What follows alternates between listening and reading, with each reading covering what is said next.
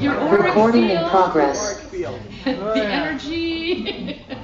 Can you hear me okay, or am I yelling too loud? I don't know. You're good, you're good. It's not distorting. Okay, that's good. Well, I'm so happy to see you all here today. Some people might not have changed their clocks. However, we don't really have to worry about that anymore. Well, some people. Some digital stuff. It just does it in the night, you know, when you're sleeping. But this morning I looked at my stove and it said 8:30, and I go, what do you mean 8:30? I could go back to bed. So I had to change that. Anyway, I'm so happy to have you here, and we're going to, I wonder if any newcomers are here. I can't see, there's somebody with their hand up. You know, it's hard for me to see you against the light of the back door, but yay, hi, what is your name? Welcome. Thank you. My name is June. I am, like all of us, just passing through, but mine is really quick, just 2 days. Just 2 days. I'm from Las Vegas, driving to Seattle. To Seattle? Oh, that's a long trip. Well, I hope you have a safe journey, and I'm glad you're here for today. Yes, I hope you I'm enjoy glad I it. found you. Yes, yeah, that's great. No. I'm Kathy. I'm Karen's sister. Oh, hi, We Kathy. just moved up here, and so I love it, and nice to meet all of you. Nice to meet you. Your voice sounds much like your sister. Good. Great to have you here. Thank you. And I guess that's great. Any new people on Zoom? I can't see, so I mean, I don't I believe so. intuit it. No. No. Okay. But would you have some people there? Well, this is the theme for 2025 is remembering. So I'll be working on that through the whole year to remember things. I've got to remember. All right. And now I'm going to ask to have John, and I think Barney Kaufman's going to come up and play the didge. Is that right? Yes. Wow, what a treat. This is great. You came on a good day. So we're going into our meditation, and then we'll have a little quiet at the end of the music. Okay, thanks, John. Thank you. Good morning.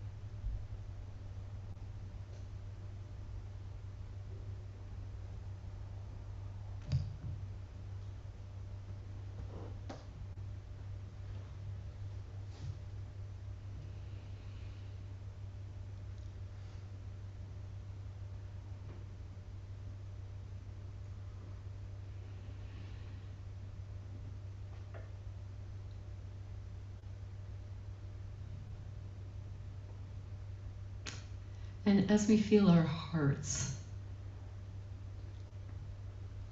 and the energy of breath moving through us, we can see what breath can do to lighten us, to make us feel at ease. As we heard the flute and the didge, all wind instruments that put something out into the air in a frequency that we pick up. And I want to say that frequency feels like love to me. So as we progress through this day, we know that coming here will be a lift for everyone. Now let's take a couple of deep breaths and come back. Ooh. Thank you, John. Yes, thank you, you. Barney. That was gorgeous.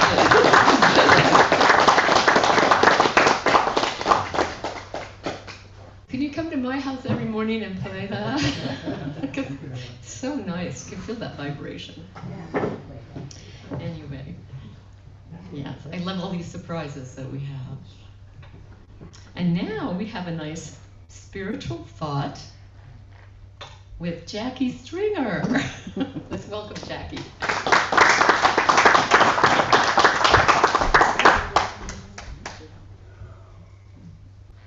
Good morning, everybody. Good morning, Jacque. So I'm glad it's called spiritual thought because you're going to resonate with it or not, but it's my thoughts on enlightenment. The literal breakdown of enlightenment is light in the brain. It's those aha moments, those light bulb moments that we tend to get after thinking on something and then deciding, I'm just tired of thinking of this, and then, oh, and sometimes they just pop in on their own. Looking back on many moments of my enlightenment, they're just small, steadily information that comes in that brings me to another understanding.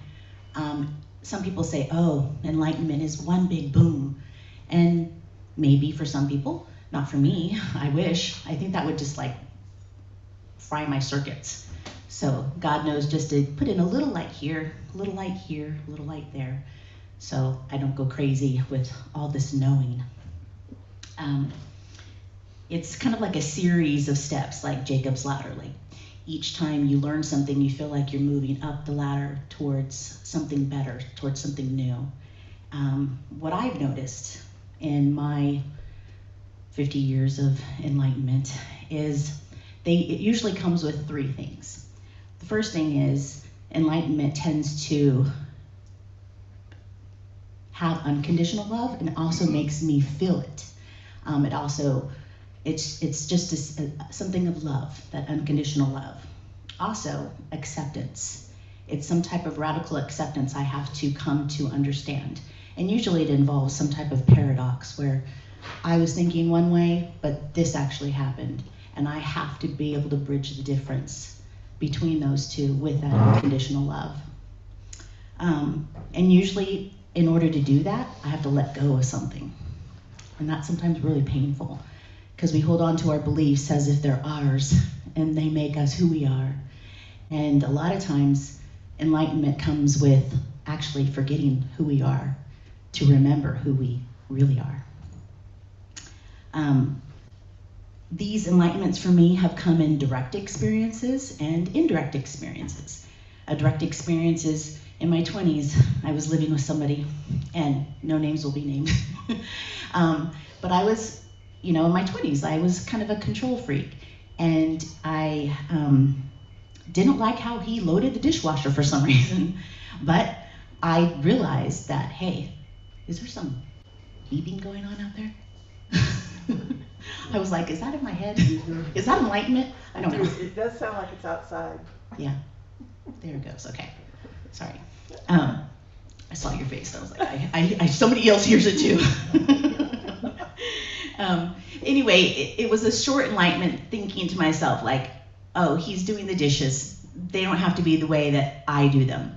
They're going to be clean, in the cupboard, I don't care where he puts the bowls, where he puts the glasses, where he puts the silverware. It's all going to be clean. And for me, at that young age, I remember that being an aha moment for me, because I was thinking everything needed to be done one way, in a certain way, in order for it to be done correctly, because that's how I grew up.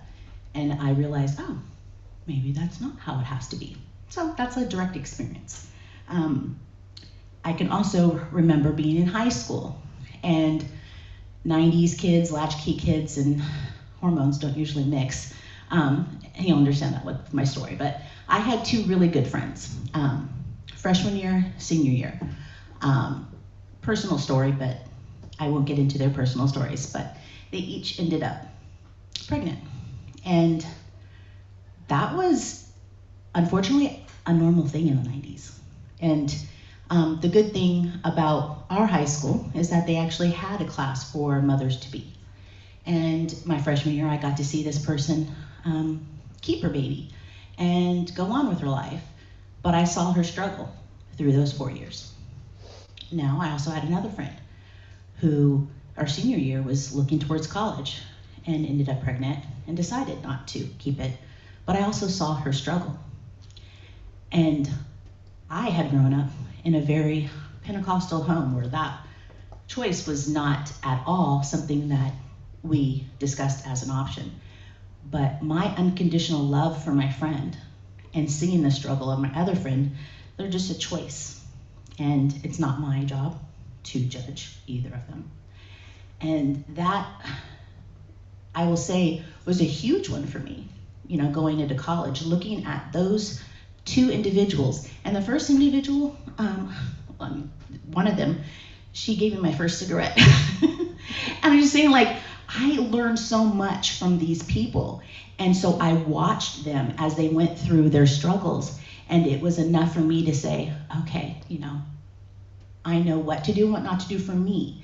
And it enabled me to let go of a belief I had because of my love for them, even though that belief was so far off from their choices. And I'll always carry that with me, always. It's enlightenment for me is just like they say in the lotus flower, we are that bud, and each time we have an enlightenment, it starts to open, and it continues to open, hopefully, as we continue our ability to keep that unconditional love for others. And as we understand that our beliefs aren't everybody's beliefs, and sometimes our beliefs are needed to be let go. So thank you for listening.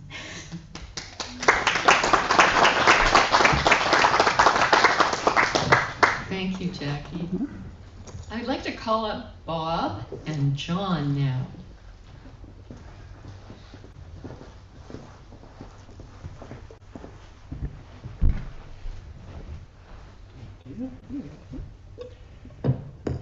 We're going to do things a little different today. Rather than play the song between spiritual thought and the next presentation, I'm going to give a little bit of introduction to my poem that I'll be reading.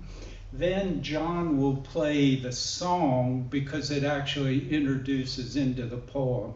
And then we'll go straight into the poem from there. So I want to start by saying I guess I realized, based on Jackie's talk, that I'm not enlightened yet. Jean gets on me because every time she loads the dishwasher, I sneak in behind her and rearrange everything. I'll get there. I am proud of myself, and I know they say pride's a sin, but in January and February, I spoke on the topic. But I'm one of those kids that had a really hard time coloring in the lines. I could do it for a little while. So March is not going to be on topic. And I blame that on Divine Spirit. When I'm going to give a talk, I say, here's the topic. Lead me into what to say. And so I said, here's the topic, enlightenment. And Spirit says, you're going to talk on the month of March. And I said, no, Enlightenment, it always wins. So I will be speaking about the month of March. The good part about that is it is March. March, obviously, the name of a month. And whoever named our months seem to have a real problem. I mean, we have the month of September, which means 7, but it's the 9th month. The month of October, which means 8, but it's the 10th. November means 9, but it's the 11th. And December means 10, but it's the 12th month. What happened is originally there were 10 months. They added 2, but nobody thought to change the names. The 2 they added, by the way, were July and August, named for Julius Caesar and Augustus Caesar. February is named for a Roman purification ceremony, Febru, and April, a word meaning to open, like the flowers are opening. So we have months that are numbered, but numbered incorrectly, 2 named after Roman leaders, one a purification ceremony and one a general word. The others are all named after Roman gods. And I'm going to be talking about just one of those, the god of war, Mars. And I'm talking about that because we've celebrated war for thousands of years. The earliest writings known, Sumerian, in some of the earliest writings they had, they're about wars between the city-states.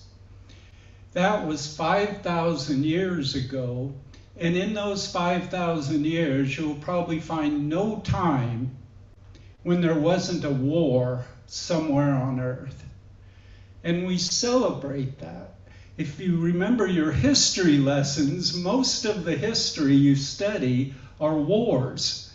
Who won, who took what land, who lost, what happened to them.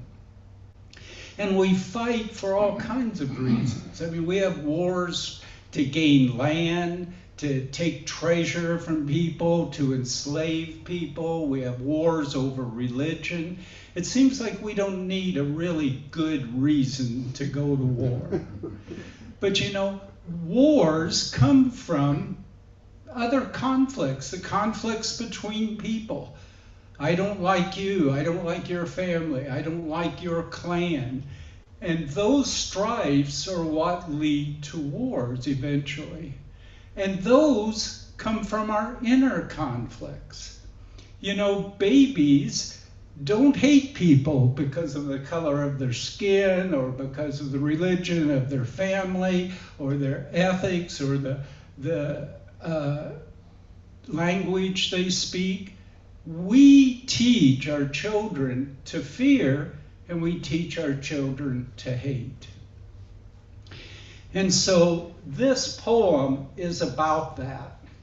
What I do is take the Roman god Mars and make it a personification of war. And war in the general sense, war in the conflict between people, and the wars of the conflicts within ourselves. And so I'll be talking about that. This is not a nice poem in all of it. This is about the horrors of war and what we do to each other. And then, hopefully, how we can get out of that and stop that. So, John?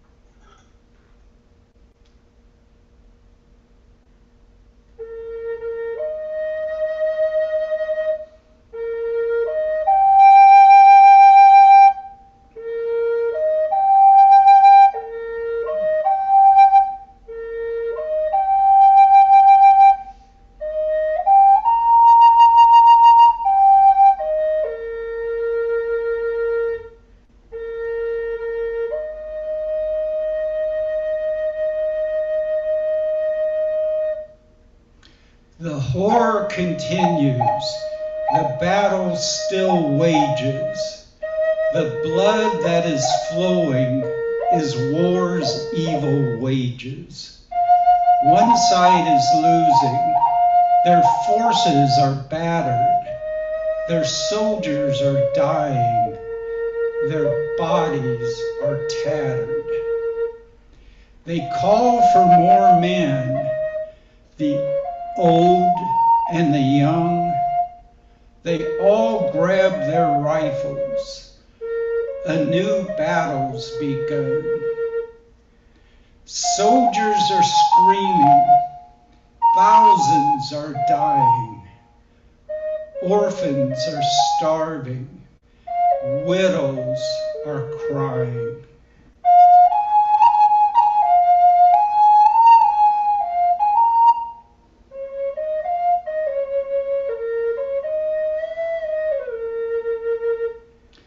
But not all are crying. Not all shed tears. There's one with no worries, no regrets, and no fears. We see there is one who cries out for more, the one we call Mars, the great god of war. Men die for their country. They die for their gods. They die while they're fighting impossible odds. Mars shouts out his joy. He grins in delight as the battles rage on, as day turns to night. Why do we do this? Kill old men and boys? Does Mars have the power to treat us like toys?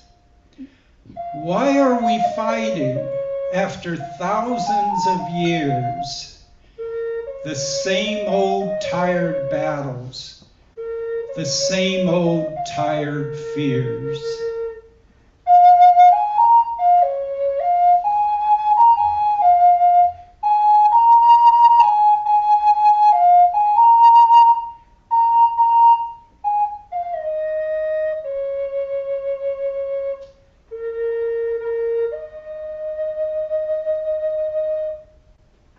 We fight and we kill, we stab and we maim, we call out our enemies, but who is to blame? The war in the fields, the war on the sea, reflects just the wars that are in you and me. Mars is a sly one. He knows where to start. He causes the conflicts that begin in our hearts. The great wars without are the great wars within. Why do they happen? Where do they begin? The conflicts within start with our fears. When will we die?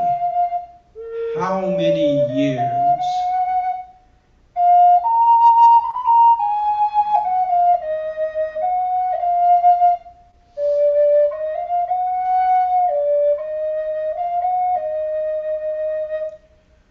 Who really loves us? Whose love is true? Who can we turn to when we're feeling blue? Who can we trust? The rules just aren't clear. We're taught when we're young till hate springs from fear. Mars has been worshipped. Mars has been praised. We've learned to love conflict. That's how we were raised. We fight with our demons. We fight with our fears. We fight one another for years upon years. When will it stop? When will it cease? When will we turn from Mars and find inner peace?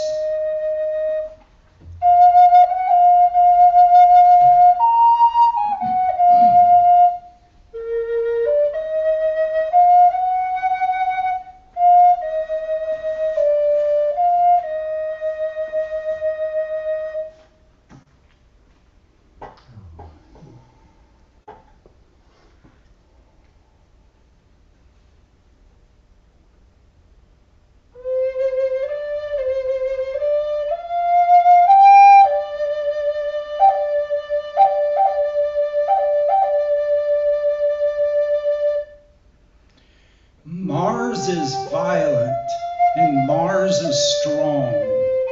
The god of war has lasted long.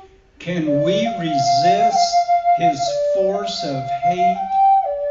Can we find peace before it's too late? Please listen well to all that I say. We do have the strength to just turn away.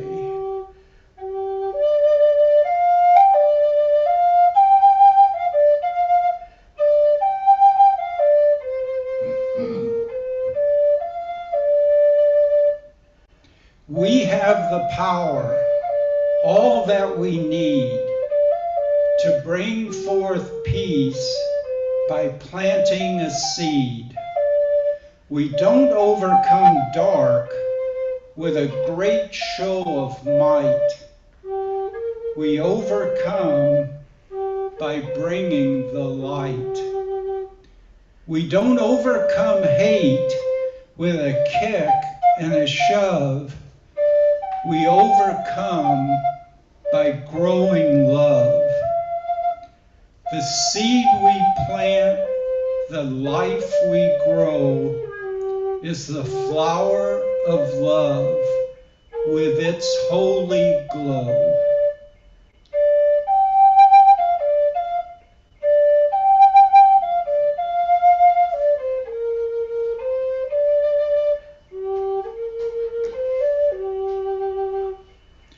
The world is ours to form and change, to straighten out and rearrange. Divine love can light the way to drive out darkness for a brighter day. So let's stand strong and open our hearts. The days of hate are gone. The days of love will start.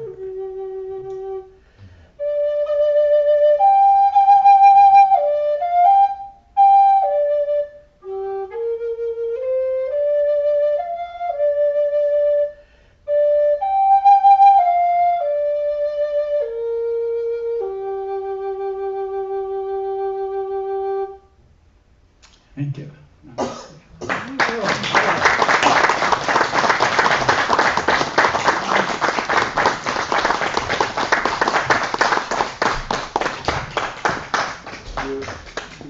Wow, I had to take a breath there.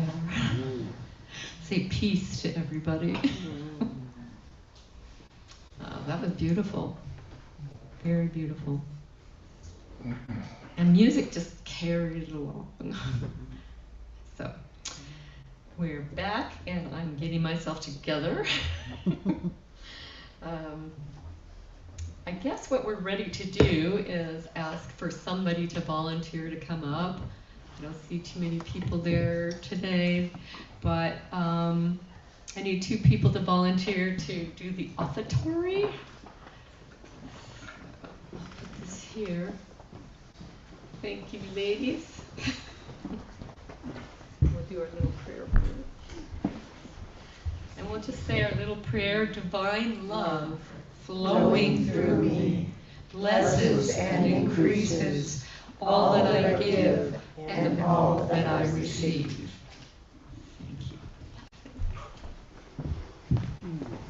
And then, and just a reminder that we have the,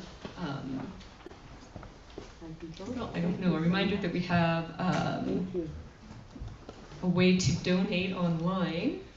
I think that everyone knows what that is, pretty much, and it's there. And we also have, you can tithe if you want to by going to the iFocus email and pressing the green button, or mailing a check to the Positive Living Center, P.O. Box 2683, Oakhurst, California 93644. So that is another way we can give. Thank you. You're welcome.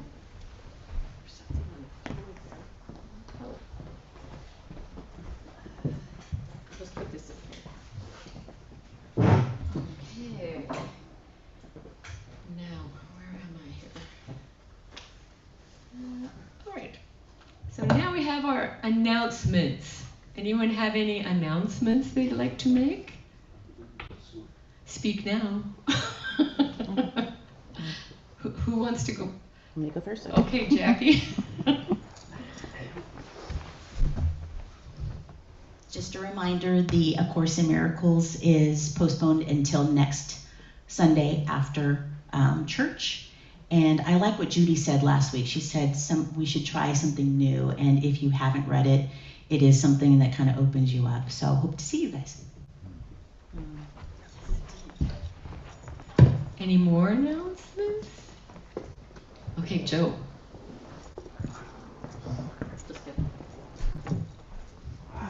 Good morning.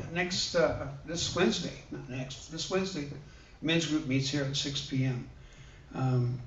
Depending on weather, we'll meet. I will be in touch with you guys and let you know if that changes. But I plan to see you this Wednesday evening at 6 p.m. Thank you. Yeah, now we're getting the weather. We're getting weather now. Anybody else have an announcement they'd like to make? Okay, Elgin. I just want to let you know, if you haven't seen it yet in the iFocus, that on the first Friday of the month, we're going to have a crystal bowl sound bath. It'll be chakra focused, as well as just Jennifer Moss is the one doing it. And it'll be a good 40 minutes, 30 to 40 minutes that she does this experience. So if you would like to enjoy it, it's pretty amazing. Again, it'll be the first Friday of each month, starting, I think, April 6th. What time, Rudy? 6 to 7. 6 to 7. And we had our first soul chants in the meditation room from 9:15 to 9:45. And it just is so yum to have the opportunity to, they used to call it double praying, because the content is oftentimes a prayer, and then you have the music with it. So next Sunday, 9:15 to 9:45, just a reminder, we'll be doing that. You're all Sorry, I missed it. I wanted to be here, but I forgot. So I am writing it down in my diary so that I can remember. Alrighty, any other announcements? Oh, yes, Karen. I would just like to thank everyone for all the prayers for my sister here. Oh, great. And that we're really lucky to have her here today. So thanks everyone. Oh, for wonderful. helping. Yes, thank you everyone. Excellent. It does work. I love it. And I guess that's it for announcements. I'm not trying to cut anybody off here, but it doesn't look like there are any more announcements right now. Okay. The prayer partner this week is our wonderful Jacque Stringer, and you can meet with her in the meditation room in the back. Or you can leave some prayers if you can't stay in the frog box. There's a little frog box in the corner, as everyone knows. And you can leave a request for prayers. And Joe is really great about putting it on the prayer vine line tree. Think of it that way. And we get them and we pray for you. And it's wonderful for us to pray for you, and it's wonderful that you want to receive and that you ask. All right, next week's speaker.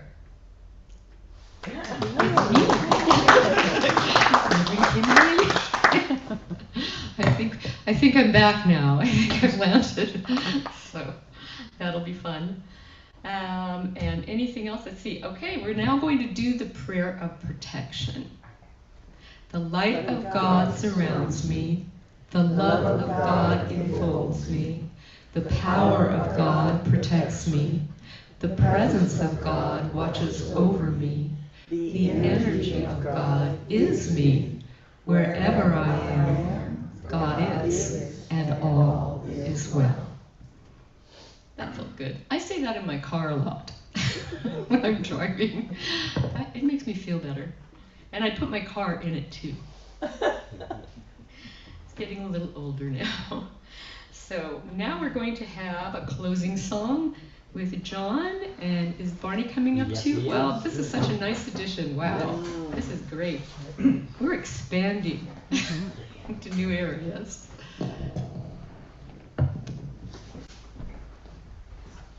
Well, so let's welcome Barney Kaufman to the music side of the stage, making his debut. Thank you. So we're gonna play together, and we are also going to bring Stephen DeRuby in on his Shakers, Drums, and Brushes Ensemble backing track. So we have made an effort ahead of this to make all the various volumes work together, and I hope that's still the case.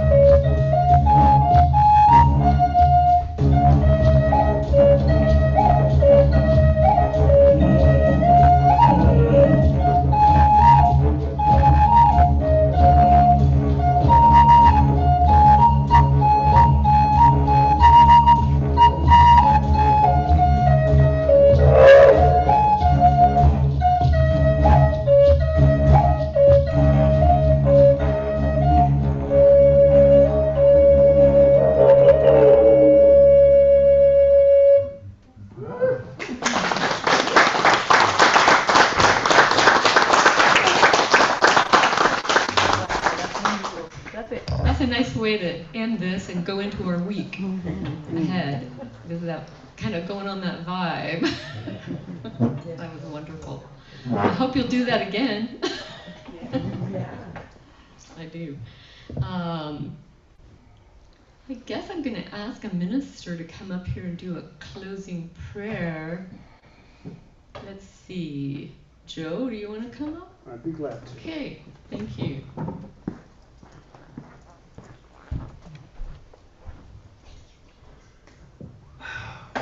What a great morning. Enlightenment. I think we were enlightened today to start off this fabulous month. And it's so, so good to see all of you. Thank you for the talks, the music, your participation in all things, always. Thank you all. Have a great, great week. And so it is. See you next week. Have a great week. Bye-bye. Or stick around and talk. Mingle. You reminded me.